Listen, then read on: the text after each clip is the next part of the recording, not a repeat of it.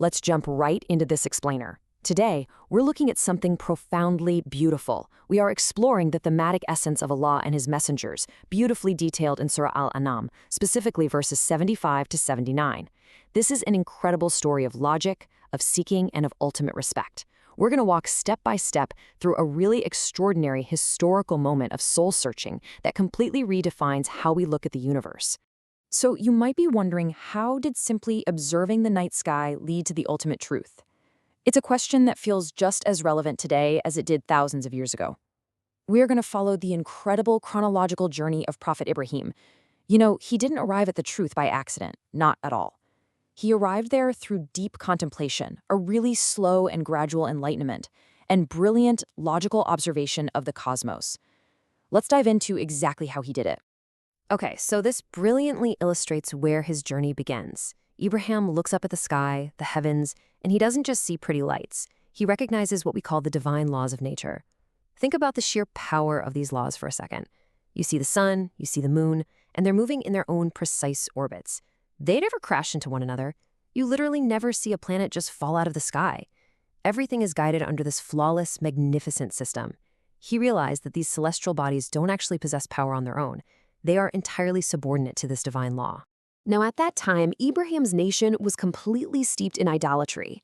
They were actively worshiping these celestial bodies, the stars, the moon, the sun. But Ibrahim saw a huge logical flaw here. He contrasted the creation with the creator. Why worship something temporary, something that sets and disappears, something that is so clearly subordinate to a system? Behind this immaculate solar system, there just had to be an eternal, magnificent controller, a creator. Watch how this builds, step by step. To prove this point to himself and, crucially, to his people, Prophet Ibrahim goes through this three-stage chronological journey through the cosmos. Step 1, the star. Step 2, the moon. Step 3, the sun. This was not some rushed conclusion.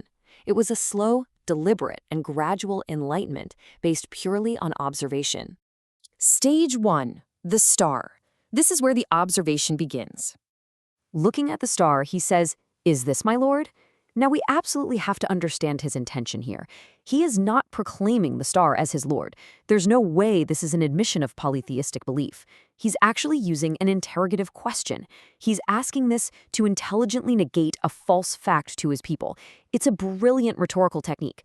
He's essentially saying, "So, you claim this is a deity? Okay, let's test that theory." And, well, the test yields immediate results. When the early morning sunrise comes, the star naturally sets. It just disappears from view. And Ibrahim delivers this incredibly powerful logical deduction. I do not love things that set. It makes perfect sense, doesn't it? A true, all-powerful Lord cannot simply vanish when the daylight strikes. A real creator wouldn't be bound by a simple cycle of day and night.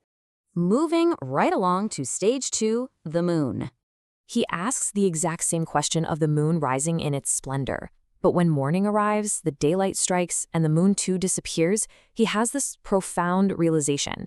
He says, "Unless my Lord guides me, I will surely be among those who go astray." This is such a beautiful, desperate plea for divine guidance. He looks around at his nation, who are completely lost in worshiping these temporary, vanishing objects, and he realizes that without the true Creator's guidance, literally anyone could lose their way.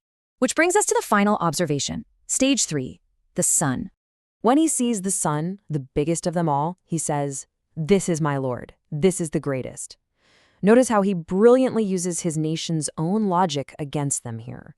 He acknowledges the sun's undeniable greatness and size, totally playing into their beliefs, right up until the inevitable happens.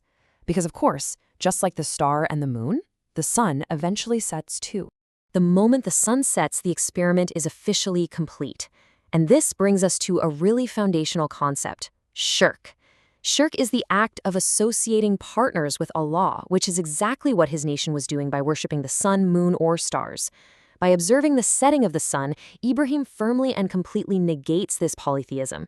He totally frees himself from the practice of shirk, proving logically, once and for all, that none of these bodies are worthy of worship. He then makes his definitive declaration of independence from their idolatry. He announces, "O my people, I am indeed free from your giving partners to Allah." He's checked out the celestial bodies, he's evaluated them, and he entirely rejects them as deities. His soul-searching has led him straight past the creation, directly to the Creator. And this right here is his ultimate conclusion. He declares that he has set his face firmly and truly toward him who created the heavens and the earth. Total submission means shifting your focus entirely. Actually, it's more like a complete reorientation of your life. You don't focus on the temporary celestial objects. You focus your awe, your worship, and your dedication on the magnificent being who engineered that immaculate system in the very first place. This deep, unwavering dedication is captured in the core Islamic concept of being Hanifan. It means being non-diverging. It means being totally dedicated to one Lord and completely unaffected by external influences. Just think about the immense external pressure Prophet Ibrahim faced. His entire nation, his whole society, was deeply engaged in idolatry. Yet, he remained Hanifan. He was perfectly exemplary, standing firm in his logic and his faith, completely unswayed by the crowds. So what does this all mean for us? The lessons for Muslims today are incredibly practical. First off, observing Allah's signs in nature isn't just some science lesson. It actually draws you closer to Him. Secondly, deeply pondering this creation naturally develops a genuine love for the Creator. And that deep love is what brings about total submission and obedience. Furthermore, as we saw with Ibrahim's plea, Allah always promises guidance to whoever actively seeks it. And finally, intelligently negating shirk and remaining steadfast, being Hanifan, is absolutely central to the faith. Which leaves us with this final thought to ponder today. We walk under the exact same sky Prophet Ibrahim did. We see the very same stars, the same moon, the same sun. Are we truly observing the magnificent signs around us, using them for our own spiritual discovery? Or are we just looking past them? I really hope this explainer has given you a fresh perspective on how to look at the world above. Keep observing, keep questioning, and I'll catch you next time.